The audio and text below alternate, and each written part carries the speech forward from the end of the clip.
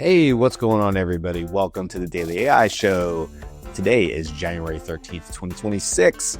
And with us, we have a nice group today. And I think even Carl is jumping in too. So we might have a full boat. So with me today, I get so many names. It's fun. We have Andy. Jimmy is here. Hey, Jimmy. Always good to see you. Beth. Ann is hanging out with us today. Hey, Ann. Hey, Beth. Hi. And I'm Brian. And like I said, we might even have Carl pop in the door because I think he was available today. So really happy to see everybody. Already have some amazing comments in the chat, which is awesome. So yeah, I think this is we got plenty of us. So like let's get right into it.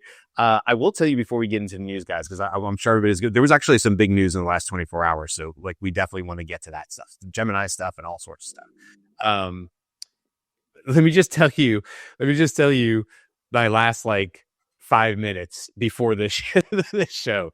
So I mentioned in the Slack channel that on Saturday, I was literally driving to the store, Michael's, and I'm like, I think I'm going to write a musical. It was just in my head, right? I was like, I think I'm going to write a musical. And I was like, and I think I already have some songs that I've been workshopping inside Suno that are going to fit pretty well in there. They already had some narratives. And because I was a kid and I grew up on, music videos and MTV growing up, I typically visualize the music I'm hearing. I will typically see myself or now to my daughter and say, what's the scene in the movie that this is playing in? Even though it's not from a scene, I'm like, what's happening while this song is going on? I don't know. It's the way my brain works, right? So you guys know I've been having a lot of fun with Suno. Well, I come home that day. I tell my wife and daughter, I proclaim to them, I'm going to write a musical, to which they have zero reaction because they've heard me say stuff like this before. They're just a normal day in the Messeri household, right? So, cut to just a little bit later, and I'm like, maybe I'll just take five minutes, and I'll just get right into Gemini, just see where we kind of mess out here. We'll cut to 2 hours later, and I've got ones and I've got activities because this is the reason I'm sharing this, right? It's not just because of my crazy brain or whatever, because this is the best to me of AI. And Firefighters, the musical, is what Jen said in the comments. No, Jen, but good idea. I'll keep that for the second one. I do love that though. Firefighters, the musical. That tells me you guys are long-term listeners. No. So anyway, my point to this is do I know anything about writing a musical? Absolutely not. I'm not qualified. Nobody would count me as qualified. I've never sat in on the director of anything of music. Okay. But here's the great thing. I didn't need to be. All I had to do was go and write some half okay prompts that says, hey, Gemini, I don't know anything about writing a musical. What do I need to know? And it's like, hey, Brian, listen, this is kind of what you need to know. There is a format, which I suspected, and right? And so that gave me a framework to work with. And I was like, okay. And so it's look, and I gave it the lyrics to some of the songs. I'm like, I feel like these songs fit in. This is what I'm thinking for the story. This is what it's about. It's loosely based off of, I had this amazing friend back in the day named Leslie, who unfortunately, I don't want to take down the side, but unfortunately she was murdered. There's no other better way to say that. And after college, and it just was sort of devastating or whatever, but she was a unique personality and a good friend. And so I've had her in my brain sort of working on this. Well, cut to all the way to the beginning of what I'm talking about 3-4 minutes ago, like an idiot, like a dummy. I go, we need that one other song, and it's about this breakup of two other people. There's the protagonist and his character, whatever. And it's got to really hit. Now, Gemini has everything we've been talking about. I've stayed in one transcript because of the context window. So it understands. And I'm like, this is what I'm thinking. This is what I think she's going through. This is how I see it or whatever. So Gemini is like, okay. And so we went back and forth with some lyrics. I put that in Suno, and the damn song made me cry. Oh my God. I'm not even shitting you guys. 5 minutes ago, I'm sitting at this computer right where I am, and tears are coming down my eyes. I'm sobbing in a room by myself. I'm like, damn it, AI. It's nothing better than both crying and laughing at yourself. Although I was like, I've got to tell the DOS crew this ridiculousness that is life sometimes. Yeah. Greg's like, damn it, AI. Yeah, I say that a lot. Anyway, I just wanted to share that. It's not news. It's not anything. I don't know where this is going. It's been really, really fun for me. It's been a creative outlet for me. And I think it's just a great example of this isn't work. This is just for fun because it's fun for me. And I like to visualize things like that or whatever. And I have this host or whatever that can kind of help out with it. I like this example because it illustrates how AI can interactively elicit from you something that is meaningful and important to you that you might not otherwise have found a way to express. And it also then makes that accessible to other people, something that's powerful and has been brewing inside you, some emotional content. Yeah. And AI has a clever way of, especially with large context windows, and ultimately with increasingly enduring memory about you individually, it'll have this ability to touch you in ways that you didn't expect. Yeah, 1,000%. And I would be lying if I said this is the first time it made me cry, because last Saturday I was out recounting this to my wife at Rocco's Tacos. This is not even a joke. At International Mall, it was a beautiful day on Sunday. So we're sitting outside at like a mall, but it's like, there's like a whole restaurant area there. Anyway, and I'm recounting to this and I realize I can't get through what I'm trying to tell her. And then she goes, damn it. she's like, so now we're sitting in a public place at Rocco's Tacos. She's got tears coming down her eyes. I'm choking up and can't get through the call. She at one point leans over and grabs my arm. And I'm like, this is the most funny and ridiculous and raw and like just ridiculous of a situation, and I loved every moment of it. Like it's just fun to me. And like, who would have expected that on Saturday morning? I don't know why I had that thought driving in the car to Michael's, but I was like, I think these songs actually are part of a bigger conversation. And so I think where I'm going to go from here, just to wrap this up before we get into news and stuff, is like, I'm going to see this through. I have, I think, almost like 95% of the songs. I think there's one more reprise that I need to do and work on.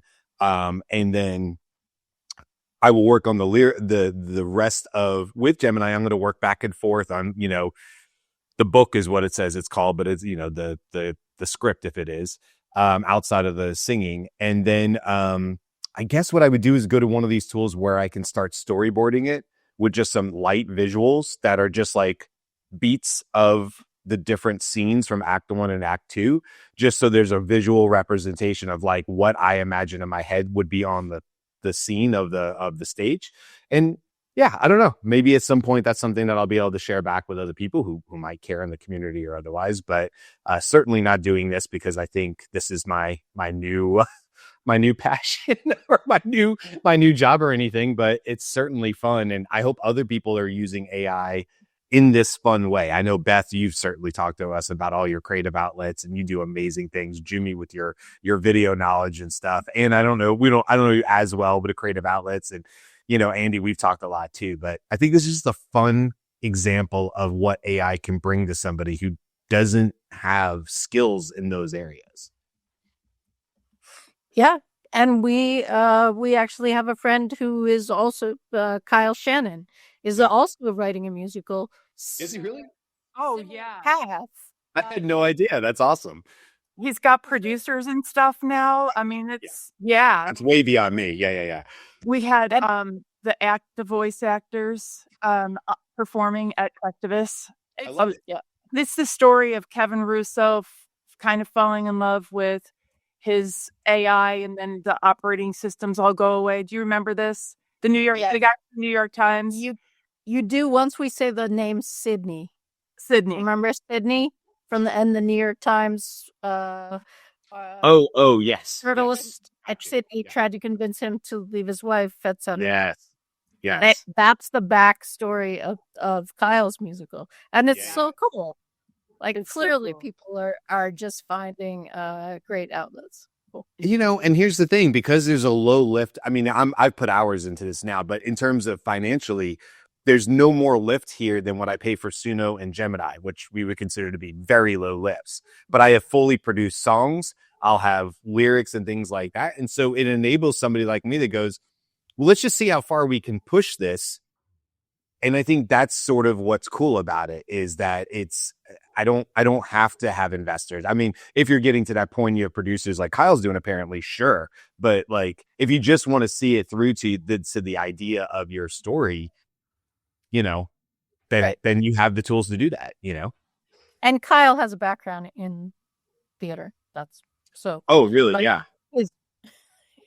His lived experience is he's taking it in his lived experience in a wide way, and you are taking it in your lived experience in a wide way. Yeah, and at some point I'll send it and I'll show it to Kyle and be like, "Is this shit?"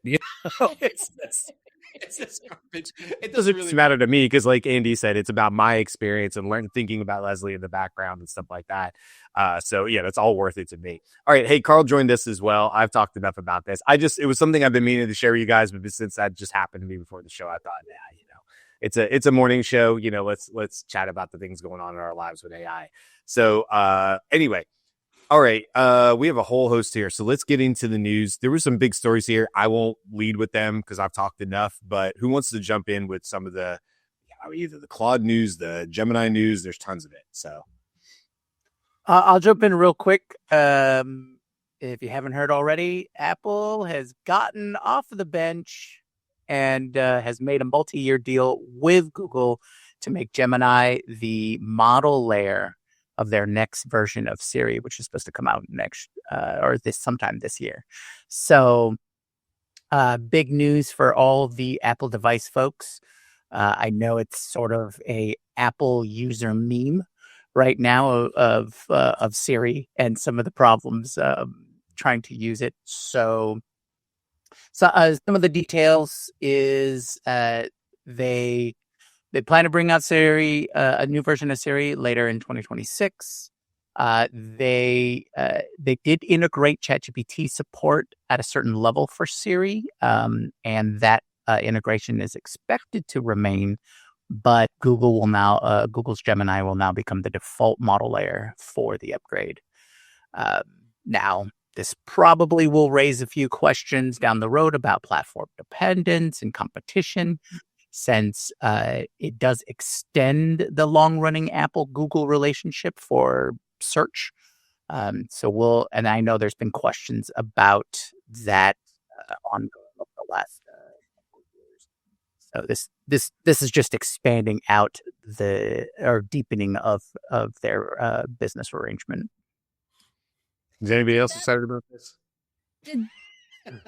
Yes. I mean, please, let's let Siri be something more, something other than, would you like me to ask ChatGPT?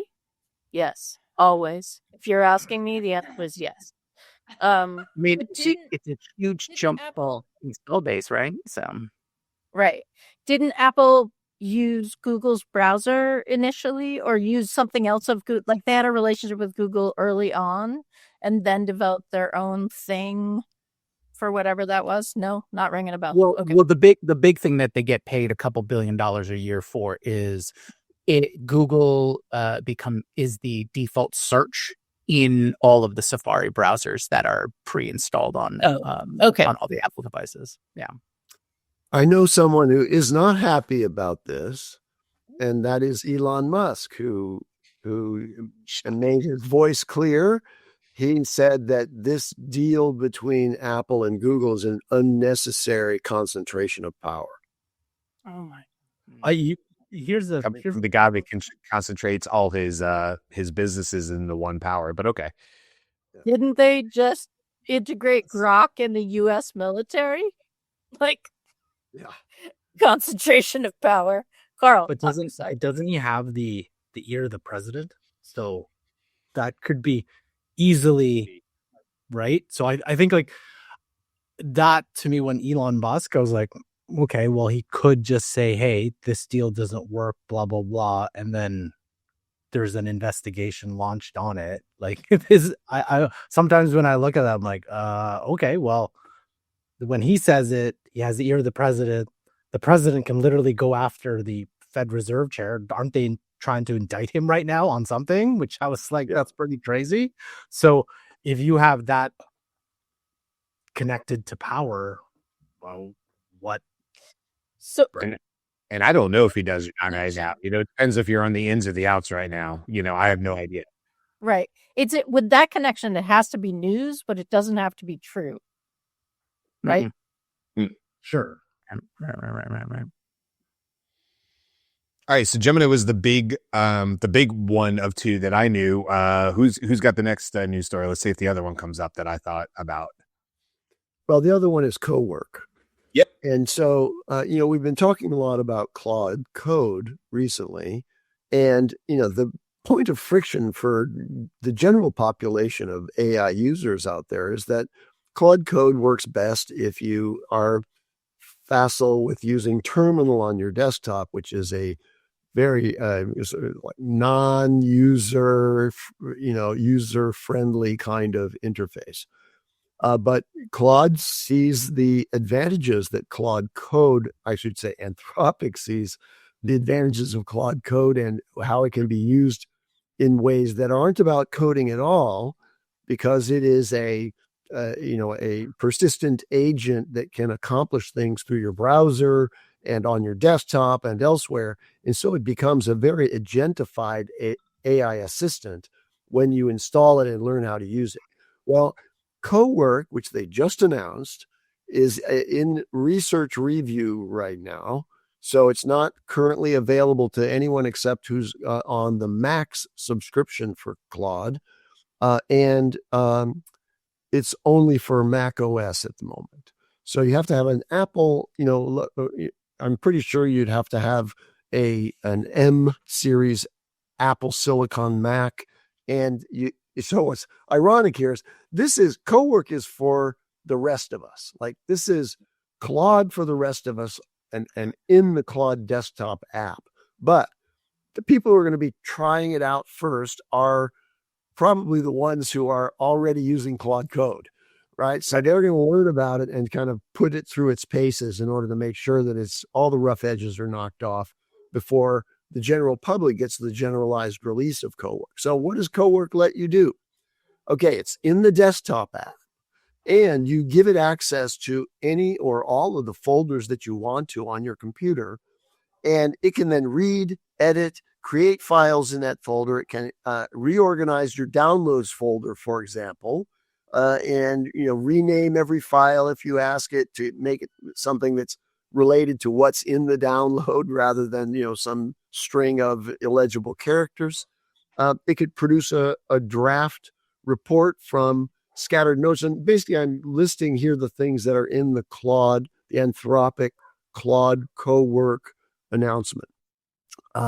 So one of the things that I have is I have things in my system that are just like dumping grounds. And Claude Co-Work could be given instruction to spend time every day going through all that and reorganizing it, making it into a hierarchical organization and so on. It completes work with agency, much more than you would see in a back and forth conversation. So it'll be an easy introduction for people to see just how competent autonomy in agents is to go after objectives that you give it.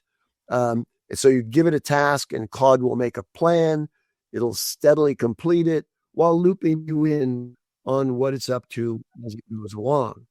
So it can use your existing connectors, and it can do everything you'll want it to do. So Anthropic's now just thrown a big block of weight in the general consumer application space with this Cowork idea. And so it's pretty exciting. Anthropic is challenging OpenAI for its productization of AI into the hands of general consumers. The nearly 1 billion users monthly that use ChatGPT. Now maybe Claude Code will have a desktop entry into that game. Did we want to do the demo or later? Oh, yeah, let's check it out. Is there more news? Because we should probably finish up. Just do that first. Yeah. Let's do that first. And also, I just want to pick up on this because we literally talked about this yesterday, Andy, and then Carl, you were here too. It was the three of us. And what was one of the things we were talking about yesterday? Oh, Claude Code is just, it's for the developers. Who's going to get in the DOS prompt? Oh, but they have desktop. That's for somebody.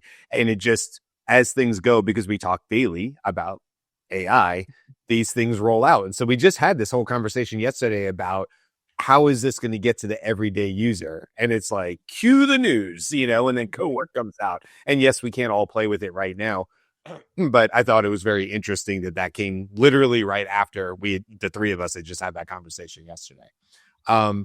Okay, so we do have a demo coming up on that from Carl.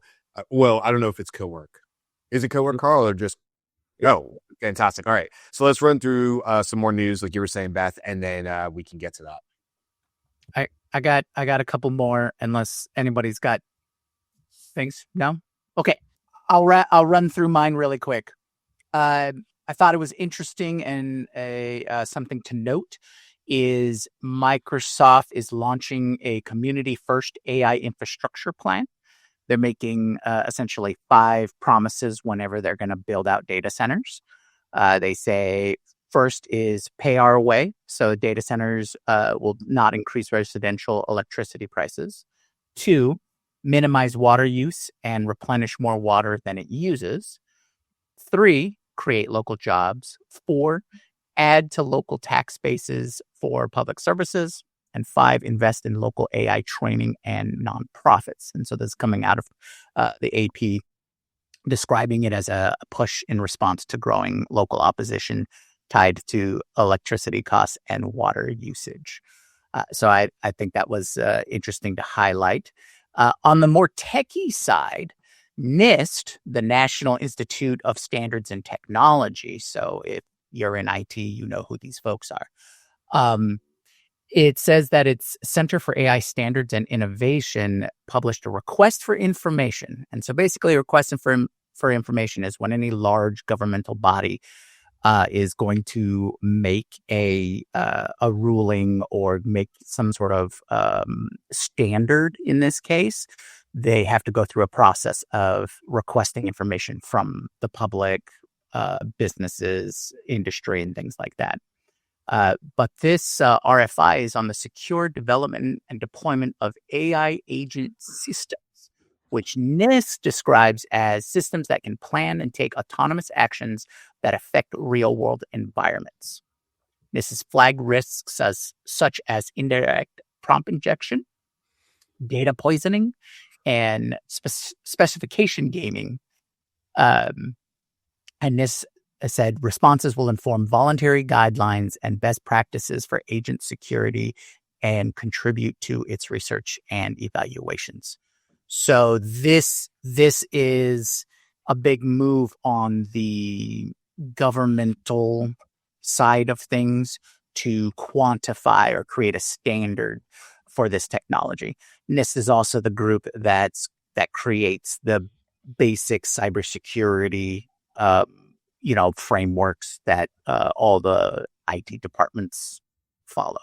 So getting them to move forward on this process is actually a fairly big step at implementation of a certain level of standards in deploying that technology. And then finally, really quick, AI and science. NVIDIA and Eli Lilly announced a joint AI lab for drug discovery and development. So they want to invest $1 billion over the next 5 years to create an AI co-innovation lab in San Fran focused on drug discovery challenges. NVIDIA says the lab will be built on its BioNeMo platform and its Vera Rubin architecture that they recently showed off at CES.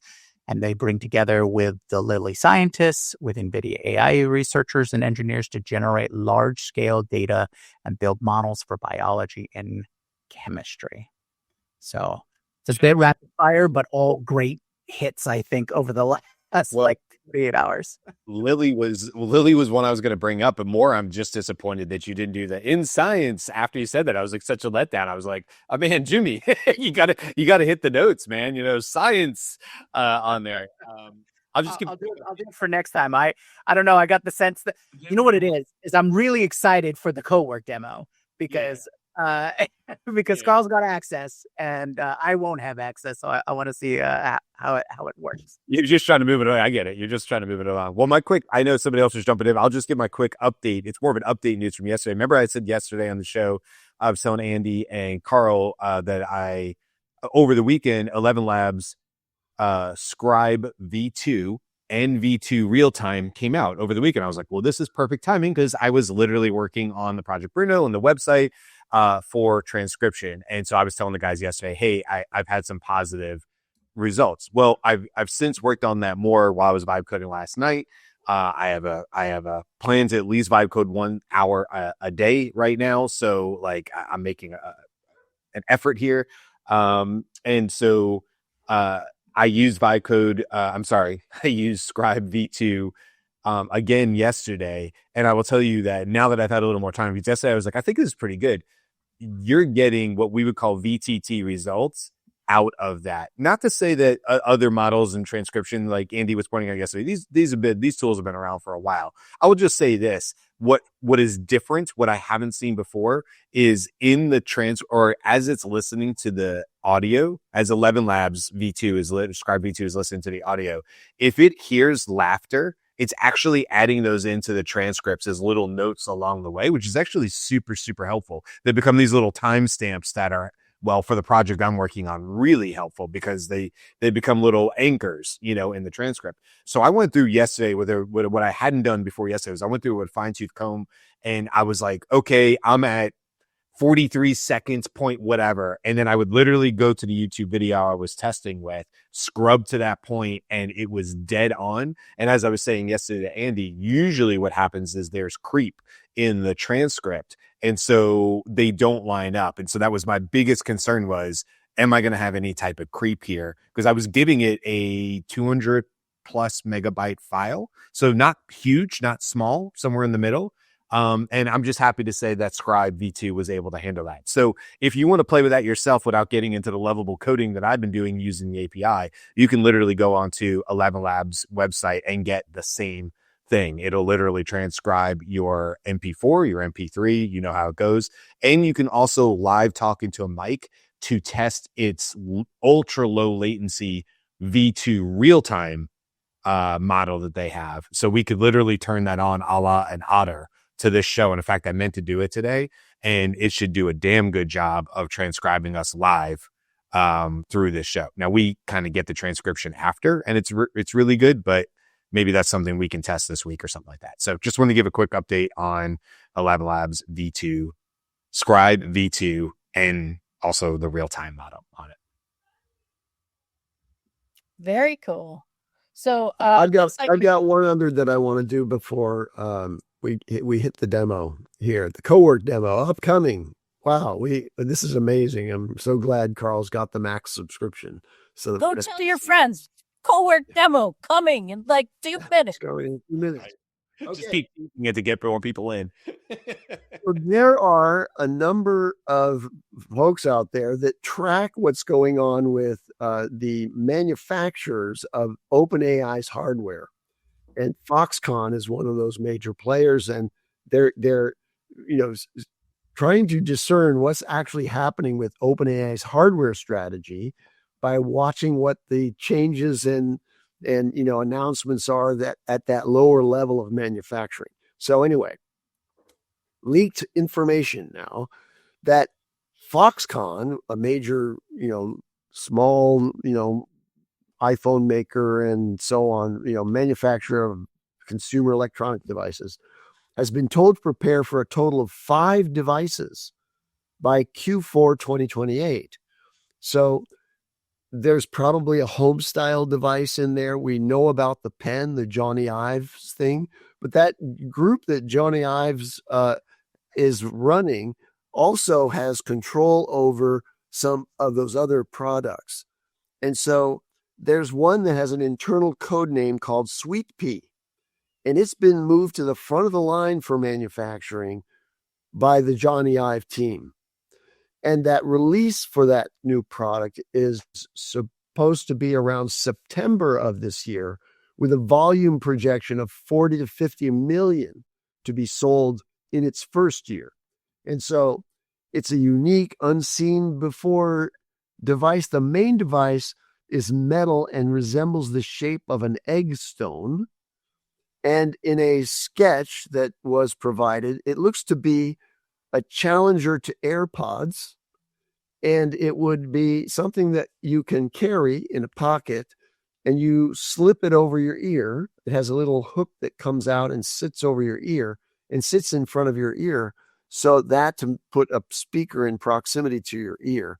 But there's other things built into this thing, because the other leaked information is that OpenAI device has the highest bill of materials of all of the devices. So higher cost of manufacture than even the pen that Johnny Ive is putting out there.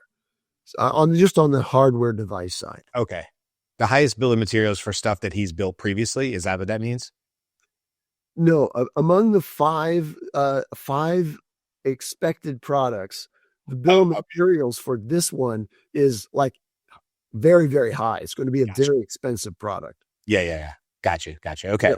Who knows? Yeah, Maybe this would be an example. So like if you can buy AirPods today, which interface with your phone in a beautiful way, if you're an iPhone user, if that costs $250, maybe this is a $400 item because it's a specialized AI hardware item.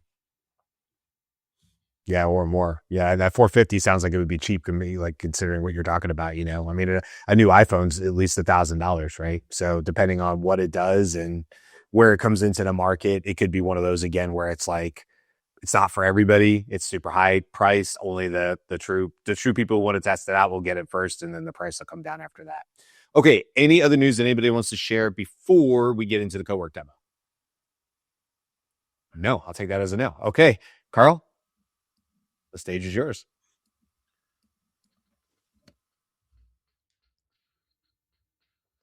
I feel like now I should be like, Carl enters stage right. He is holding a computer. Yeah. You guys have the. Yeah, you get. Okay. Okay. Too many screen. Okay. So essentially what you have here is you're on the Claude desktop. So for those who haven't seen it before, looks like Claude, right? Now you have the code ability in there, hence Claude Code, but you'll also have Cowork in there, which is kind of strange because you can kind of do a lot of this stuff in here. But okay, I digress. So I actually tested it on. Well, before we actually show the test, so for those who didn't see the video of this, you have they have like preset prompts.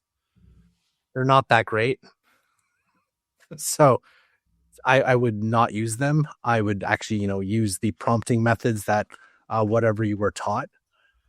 Now, what you could do here is, and I'll show you. You could do the exact same things as you would with normal Claude. So add your connectors, add files and photos, change your models, and so on.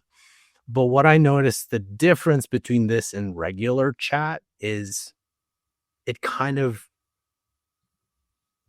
you're supposed to use it in a way that you're not supposed to chat off it. You're supposed to assign it. You're supposed to take tasks, make it do tasks, right? The big key feature here is this. You can choose folders in your local drives. And when I say local drives, if you have, let's say, a Dropbox connected, you can connect that as long as it's in your network to your local drive. So I could go into Dropbox and make edits. It'll affect the cloud. Same thing with 0 to 60, which we are on Microsoft 365. It'll do the same thing, right? So you could do that. So the example that I did is one of our clients where normally what I would do is I would be in Claude Code, and I'll give you the instructions that I provided. doing this test today. And so, okay.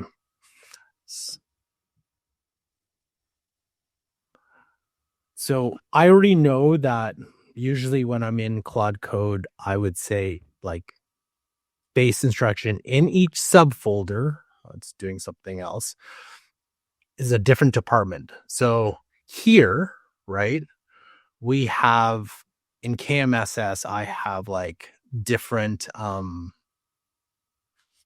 folders for each department that we were working with. So in this case, it's the accounting firm. So there's the tax department, training department, process department, HR department, compilations review department, audit department, admin department, right? So what I wanted to do is go into every single one of these folders. I want it to look up this specific file, the discovery process outcome, and a little backstory. When we do discovery in person, we have a summary and a transcript, a summary of the transcript, right? Summary what we talked about. And then what happens is on a first pass, I have a very specific layout on, you know, what happened in that meeting, what are potential AI solutions, what are non-AI solutions, what is a roadmap of implementation, workshops, whatever, all that stuff. That turns into this HR discovery process outcome, right? That for this department, it's one. So what the instructions is to go into every single department, review that specific folder, and then create for me a strategy, which I say don't use because we have to present in a couple of days. But I'm like, for the team, don't use this because it's just a test. And this has just a quick look what Cowork presented. It's essentially executive summary, introduction, background. It's a pretty comprehensive AI strategy. Now, what I asked it to do is in this folder, you'll notice this skill right here. That's the specific skill to create said AI strategy, right? That is a skill that I created in Claude, and then I just move it around different folders. And in this case, I wanted to test it out here. Any questions? Because I know I went through quite a bit.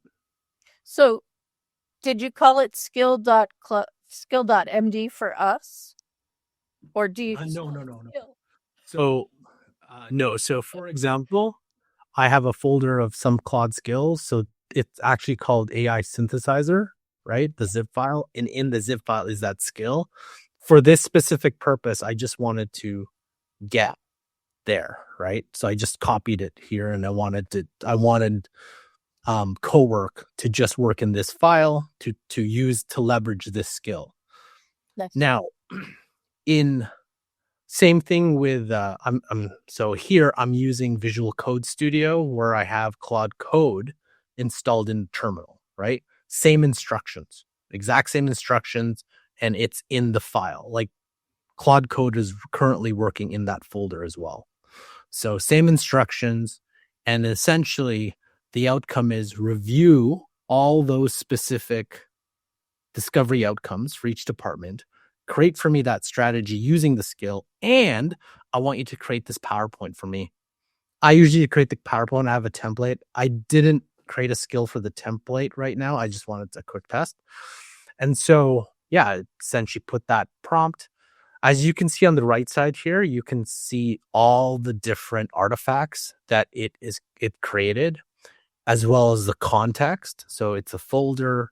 I just asked it to do web search at the bottom. And then the working files is skill MD file, training, compilations. Like it actually did all of it, which is kind of neat. So you can see all the resources it was using. And so from there, it created, so I'll show you what it created. So I have the Claude Co-Work test. So it created I did it twice. And then here's the presentation it built for me. Not bad. Too much text, but again, I didn't provide the skill that I normally would to create this.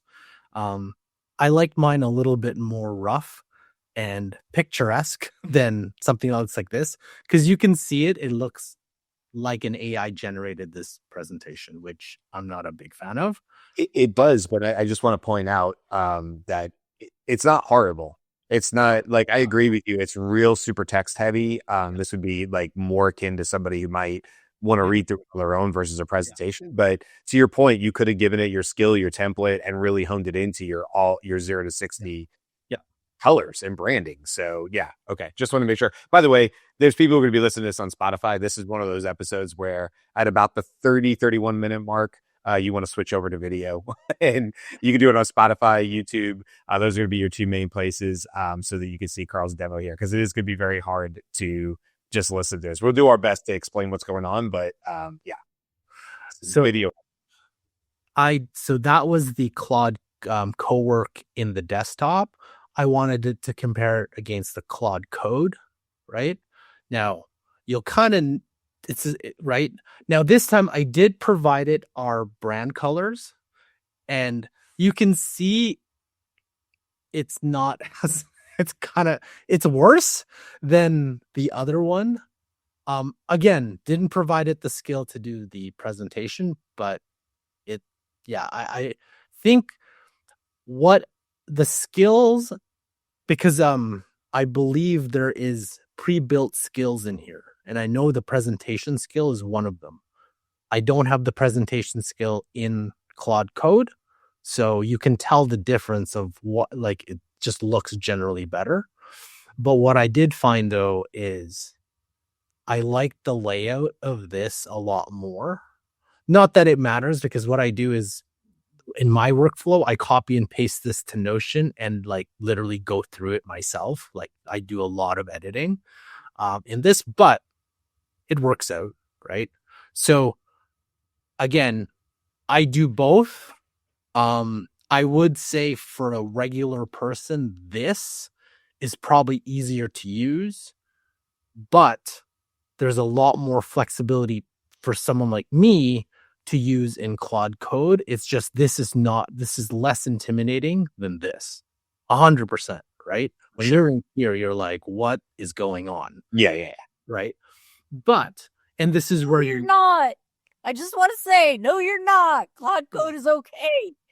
No, it is. But if I show this to a whole bunch of like just people who don't like, this easier to see. 100%. Not even so much easier. I just want to say, for people who are listening to this, if you are scared of Claude Code, come. It's okay. It's okay. We'll hold your hand while you go through it. It's all right. And so Greg's question, can you create yes, you can create a skill that creates the skill. So easily, like, the easiest place to create the skill is in Claude, because it already has a skill builder. So it's just like, this is what I want, right? But you can easily create the skill to put it in your project if your project encompasses that way. Now, obviously, I didn't test this enough. I was asking questions against it because I was like, hey, could you make this even more efficient? How would you use subagents? Now, I heard that you could use subagents, but I didn't know how. So I was like, so I asked, is thoughts on creating subagents? And it's like, here's how the opportunity goes. And I'm like, cool. And it actually started doing it. So I think it can, like, it created for me before like this meeting, or no, yesterday night. So I asked it to do subagents, and it actually created it faster. So you could ask it to do your tasks, but think of it as subagents. It's like you can do it as a batch. So instead of it looking at each file one at a time, you can create a skill or an agent that does it in a batch. So all 6 or 7 departments, each skill, the skill is replicated 7 times, and it does it, and it all does it. So you can go faster, right? Probably not going to save you as much time here, but for a bigger task, you could do that. That's one piece. But I do find the skill aspect of this is so much better. So I'm just going to switch to cursor, because I created a whole bunch of agents plus skills plus learning MD files. Again, for people who know and use Claude Code to code and to know all the features, like I was using Ralph Wiggum a lot, right? Front end design, those kind of things. Yes. But for regular people who don't know about this is probably easier. My only thing is that I don't know, first of all, how many people are on Claude to begin with. 2, you have to download the desktop app, and I think most people use web. And then 3, once you clear those hurdles, who's going to teach you this? There's no like course on, hey, how to use Cowork in Claude in the desktop. That is a very, like, you're going down a pretty narrow funnel. So I thought that was an interesting, so that was my initial test of that. I feel I'll probably still use Claude Code just because there's more flexibility and I can easily create stuff, but it's not bad for something that was built in a week and a half, apparently. I think Boris said, or whoever built it's like, oh, I built it in a week and a half, and I'm sure they're going to refine it. And I do feel every single AI lab should be putting this in because it enables people. I feel like when OpenAI does this eventually, have a bigger impact because like there's a lot more people using ChatGPT now connect. And it's going to be hard for Gemini to do it because of all of the major models. Gemini is the one that has a very difficult time connecting to anything outside of Google. So if you try to connect it to Outlook, you try to connect it to, and talking from what we do in terms of our clients, again, mostly Microsoft, it is very, very difficult to connect those Outlook, Calendar, OneDrive, 365. That is very difficult for Gemini to do versus a ChatGPT. Even Claude, there's some friction there versus a ChatGPT, which has the native pieces in there. So yeah, just that's kind of my.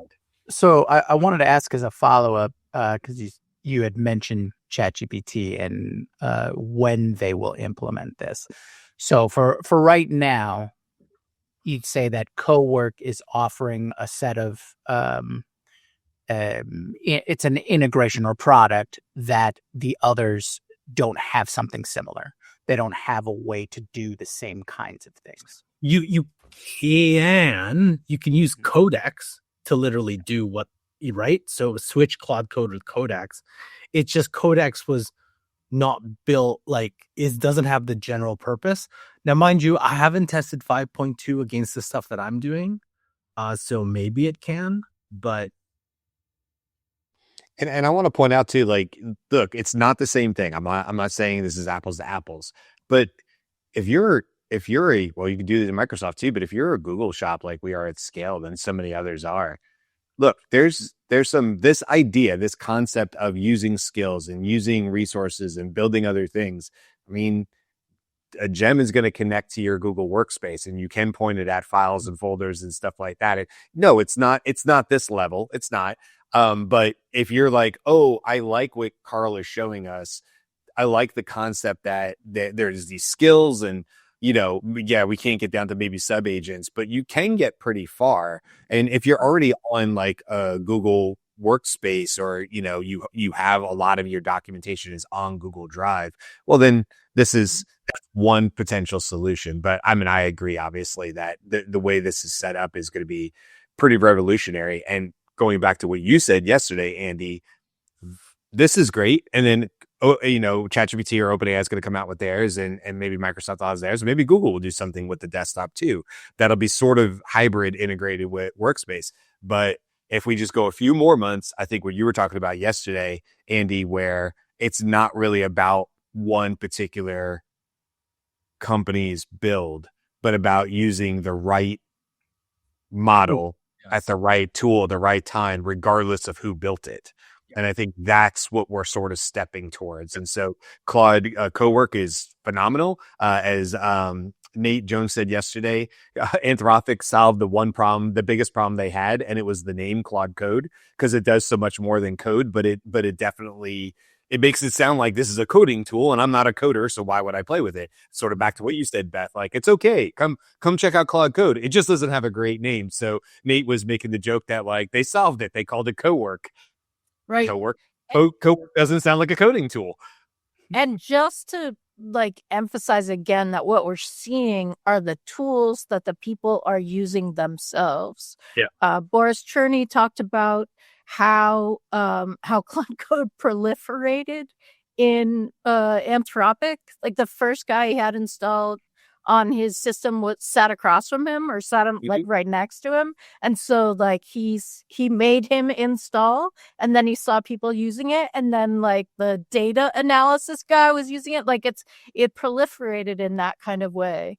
And one of the people on the team is named Felix, and I'm sorry I don't know his last name, but he said on the Dan Shipper Every.to live yesterday that they sprinted this Cowork in about 15 days. They saw people over the holidays using it for so much more. And they were like, okay, yeah, no, we get it. Right. So what we're seeing is, if not like, we're not seeing Prometheus yet. Right. We're not seeing the code improve itself autonomously with nothing, but we are definitely seeing a speed up, right? Give some ideas. We have something, it comes out in 2 weeks. It comes out in 1 week. It comes out in a couple days. So, And you have, oh, sorry. Go ahead. no, I was just gonna say, and you have like Gareth pointed this out yesterday, and you have Boris straight out coming out and saying, yeah, 100% of the code to improve Claude Code was written by Claude Code in the last 30 days. So isn't that a precursor to Prometheus? All he's doing is he's using his knowledge, obviously, and pushing it forward as the architect or whatever. But at some point, the human architect gets replaced by the AI architect. And then Prometheus sort of says, well, I know what the next best thing to do is. Well, that now we're in Ralph Wiggum territory, right? Because Prometheus Yes, 100%. And then like when you're talking about Beth, like you get glimpses of it, right? Because like Ralph Wiggum's one, but then like I shared something where you can do a retrospective of your session and then make it update the skill that you were using. So every single time you finish a session, the skill is updated, technically teaching the skill to improve but you're still manually controlling it. So I think there, it's going to be the thing is, though, again, back to the point, the capabilities are ridiculous, but where people are at, the understanding these capabilities is like night and day, right? We're still talking about custom GPTs. We're still learning, like we have to teach people custom GPTs, gems, projects, and we're already on Cowork. We're already on Excel plugin. We're already on whatever the next thing is. And it's like, if only you knew that you could do this, your life would be 10x. For me, one of the clearest examples of that is, so this is a skill and it's written in Markdown. And the whole next conversation is like, wait, what? What is Markdown? Or this is a JSON thing. Right. What? So, I don't understand what it looks like. I don't want to see it. I don't want to see the JSON. I don't want to see the JSON. I don't want to. I get it, but it is helpful if you can. If it does not make you want to tear your hair out and run screaming, right? It's a lot of parentheses and squiggly things and commas, and it's a language that computers speak. And look, there's a good example of this last week when I was on site with a client. We wanted Gemini, and it did create the Lucid charts for us. And I don't know the code for Lucid chart, but damn it, Gemini did. And it's like mermaid.js. I'm like, great. Do I care what mermaid.js is? Nope. All I want to know is, can Gemini write it cohesively so that Lucid chart understands it? I'm just the guy in the middle, right? So like, go ahead, Gemini, give me the mermaid.js. That's what I go right over to Lucid chart after doing a good breakdown of what the chart needs to demonstrate. It builds the mermaid.js. I literally copy and paste it into the code block in Lucidchart and hit create. And 2 seconds later, I have a full Lucidchart. I created like 10 in the matter of less than 45 minutes for a client, just plus Gamma. So last week I was sitting on site, and you want to talk about orders of efficiency. Last week we were running transcripts through Otter live in a room with the client. We're getting their feedback. Between those sessions and a lunch and the next sessions, I was showing them the Gamma slide decks of what we discussed, what we uncovered 2 hours ago, with complete lucid charts showing them what the AI workflow is that we're going to build out for them. It's awesome. What? I know. You know what I mean? Talk about using tools to make things more efficient. And by the way, the client loved that. They loved that. They're like, we've never seen anybody turn this around that fast. And it was just using AI tools plus good note taking and good questions, and to create the things that were going to make a difference to them, so they could visually see it. We're able to show it to their engineers. And then I was on a call with their tech stack yesterday, and they're like, okay, let's look through these lucid charts together, because we had to get through approvals and things like that for N8 and different things you need access to, like Salesforce. And that created a nice visual for us to go, okay, we're over here in this box. Beth, I've seen you create workflows before. I'm horrible at it. I don't know what's supposed to be a diamond, what's supposed to be blue, what's supposed to be a rectangle. Like, I know they have meanings to them, but I don't really know that. And guess what? I didn't need to. I just had to tell Gemini what I wanted. It created the script, and then Lucidchart made the visualization.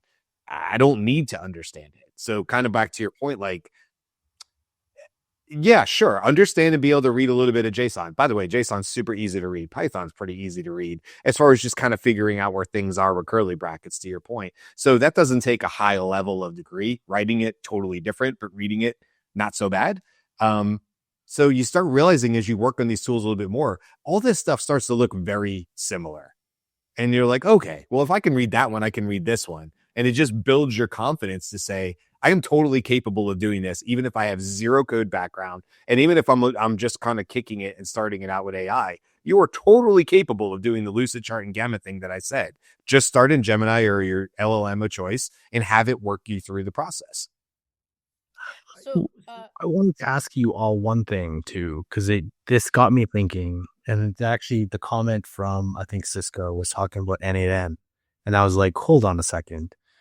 If this can, and I'm sure ChatGPT will, connect to my email, connect to my systems, has connectors, has apps, and connects to my local drive, what the hell do I need any AI automation for?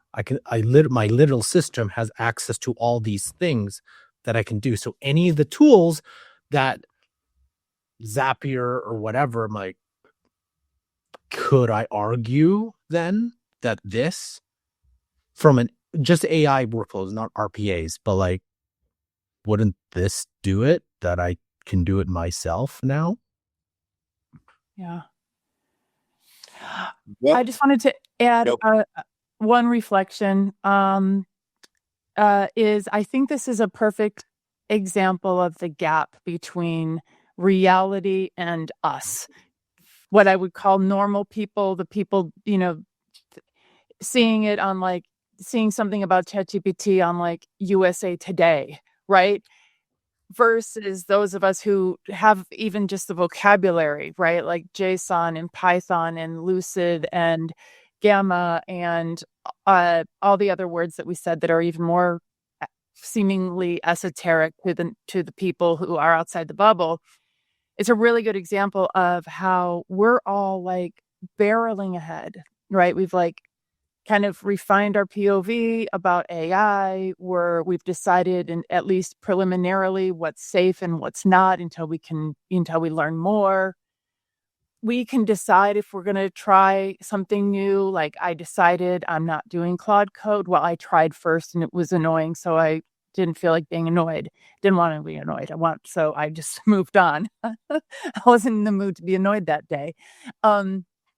But I think that, for those of us who are in the audience now or later, and then those of us on the screen, I feel like it's becoming harder and harder for us to maintain the beginner mindset. And our primary offer for enterprise when we do education is a series of 5 workshops the last one is ChatGPT. I'm sorry, custom GPTs, etc., because I'm not entirely sure the group is going to get there. Right. We don't always get to the skill level of even being able to make a custom GPT, and I'm being paid to make sure that they can do stuff. It's crazy. The gap between us is just widening too. Yes, and my point I just want to clarify, because I agree, and it is really helpful to have beginners around me who are like, nope, don't move on from Markdown, because that's not a term, right? But also the idea, my message in this, like, Claude Code is okay, please don't be scared, is Claude Code is actually very much like the chat interface. It just can do some more things, but not to be scared, right? Yeah. Like, all of us were beginners at some point, and we're here to help. Fair. And you know what? You have one of the greatest tools to help you learn, right? So if you go into let's say Claude Code, you know nothing what you're doing, you have Claude to literally guide you. If you do not know how to use sub-agents, hey, I want to build a sub-agent. How do I do that? And if you think something is out of reach, you're like, hey, this is what I think I'm doing. Can you do that? Yes, no. Here's how we would do it. Here's my task. Like, Opus 4.5 is that good. Codex 5.2, GPT 5.2, that good, that you just need to ask it. And I think that's like kind of the mindset that we're trying to ensure. It's like, it's not like, I think we're still trying to get people to get away from it doesn't work, there's an expert helping. I was, no, this thing can talk to you back and help you, literally help you understand. But it's a hard kind of shift to think about it that way. Because it is, right? That was literally my Friday afternoon, and I have time. I'm going to continue talking. Everybody can drop off. I'll be talking to you guys alone. I don't want that to happen. Please stay. But Friday afternoon, I had Claude interface, right? Like Claude.ai interface running Opus 4.5, saying, I want to install Claude Code. And I had Claude Code being installed on my laptop. Everything that I went back and forth, I was like, what just happened to Claude on the desktop, on in the chat interface? Oh, we'll do this. Tell Claude Code this. I come down, I tell Claude Code that. Like, we went back and forth and connected it to, I'm going to say scary terms, but we connected it to GitHub and made sure Git was installed on both machines so that I could work on a project on Windows and the MacBook laptop. That was the goal. And it isn't even that I needed to be in a particular place for that to work. I just had to be where I was, and Claude met me there. Yeah. Right? Yeah. So I will meet you there too, is I think what we're saying. You can't do free because you're going to run out of stuff too soon. But I am on Pro, which is why Carl is doing the demo, because none of the rest of us have Cowork yet. We're not on Macs. All right. Any other things for the people, everybody, before we let the people go about their day? Here we go. Yeah, I guess not. So long, farewell. All right. Thanks everybody for watching. You can join us in our community Slack at the Daily AI Show community .com. Is that true? And we have a newsletter, and go and maybe just think if this is too much, just imagine yourself as a Claude Code user for 5 minutes, right? Like, what would you do? There was a whole conversation in the chat about what you would ask for, right? If I could build any tool for myself, what tool would I build? Like, this is sort of your magic genie here. You don't actually have to do it. Just what would you do? And is that worth doing something to try to figure that out? All right. Thanks. We're back tomorrow. And hope to see you there. Thanks. Bye. Aloha.